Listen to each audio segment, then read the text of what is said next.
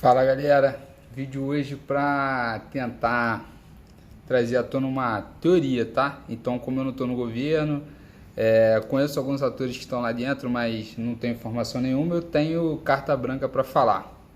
O que acontece? Em 2016, eu estava no estado do Rio de Janeiro e eu acompanhei de perto a assinatura ou a confecção da assinatura do Acordo de Recuperação Fiscal, que foi celebrado no âmbito de 2018. Então, desde 2016, o Rio de Janeiro sofria uma calamidade financeira forte e aí não tinha basicamente dinheiro para honrar seus compromissos financeiros correntes. Obviamente, não teria como honrar seus compromissos financeiros pretéritos, ou seja, fazer a rolagem do serviço da dívida com outros atores e também com o ente federativo mais alto, ou seja, com a União. Aí o que aconteceu? Eu não sei como algum procurador do estado do Rio de Janeiro, que ganha por volta dos seus 30 mil, dormiu de touca, deixaram com que a dívida com a União fosse sênior, ou seja, o estado de Janeiro não poderia pagar ninguém antes de pagar a União. Só que não é pagar a dívida não, pagar inclusive servidor, pagar remédio de enfermo, pagar gás de quem vai ser operado, pagar o salário do médico, pagar o soldo do policial, ou seja, a dívida com a União é sênior a tudo, ou seja, risco zero de não pagar é igual pensão de neném, atrasou, cana e arresto na conta. Bom, isso fez com que o estado do Rio de Janeiro simplesmente não parasse em duas pernas, entrasse numa espiral de calamidade pública, ou seja, todos os serviços do estado paralisados, aposentados sem receber, virou caos, e aí foi até que eu tomei uma mudança de sair do estado. Só que o que acontece? Esse acordo foi celebrado no âmbito entre Temer, Pezão, os atores eram Temer, Pezão e costurado pelo Rodrigo Maia. Então, assim, o Rodrigo Maia, que era o presidente da Câmara, assim que foi preso Eduardo Cunha, quem assumiu foi o Rodrigo Maia, que tem mantido uma certa coerência em termos de liderança no legislativo, e ele costurou isso. Bom, o que a gente percebe? Hoje, dois atores saíram, entraram o Bolsonaro e entrou o Wixel, ambos com a mesma matriz ideológica, só que o estado de Janeiro não cumpriu a porra de nenhuma condicionante, não podia dar aumento, teve aumento, tinha que fazer a cessão da SEDAI, caso não pagasse a dívida de 2019, não pagou porra nenhuma, vai ter que fazer a cessão, só que essa cessão teria que ter sido intermediada pelo BNDES, nada foi pensado, nada foi feito, não poderia fazer novas contratações, não poderia fazer nada, ou seja, teria que entrar numa espécie de regime fiscal, exatamente isso, porque a Acordo de Recuperação Fiscal exige um regime fiscal, ou seja, uma contingência de regime para que em 2019, 2021, quando esse acordo se encerrasse, ele foi celebrado em 2018, 2021, quando esse acordo, ou foi 2017, vamos ver aqui, Acordo de Recuperação Fiscal, Rio de Janeiro, recuperação, celebração, foi no âmbito de acordo celebrando a recuperação. Igreja Batista foi boa, hein? Pior que eu tenho uma dúzia de artigos, mas eu tenho quase certeza que é 2018 que isso aconteceu. Então, assim, Acordo de Recuperação Fiscal do Rio de Janeiro. De recuperação. Tem uma dúzia de artigos falando sobre isso. Regime de recuperação fiscal do Rio de Janeiro. Parará, parará. O próprio site do Rio de Janeiro, ele já traz também o que aconteceu. Então foi celebrado em 2017. Ponto. Então ele tem vigência de 3 anos, prorrogável por mais 3, se encerra agora em 2020. Ele vai se encerrar basicamente ele foi celebrado de 28 de dezembro de 2016 por uma lei federal 159 de 2017. Ele pode ser prorrogável por mais 3 anos, então vai se encerrar agora no final do ano.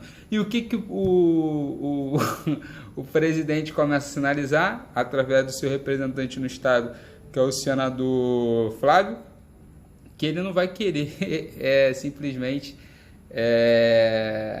prorrogar esse contrato, dado que o Estado do Rio de Janeiro não tem mantido constantes as suas obrigações. Ou seja, meu amigo, vai voltar o caos no Estado do Rio de Janeiro. Simplesmente o governador ele tem feito uma boa política no âmbito da segurança, mas do ponto de vista fiscal a situação não está controlada, né? Porque não cumpriram os condicionantes, não foi aberto, não trouxeram nomes importantes também para a Fazenda do Estado do Rio de Janeiro.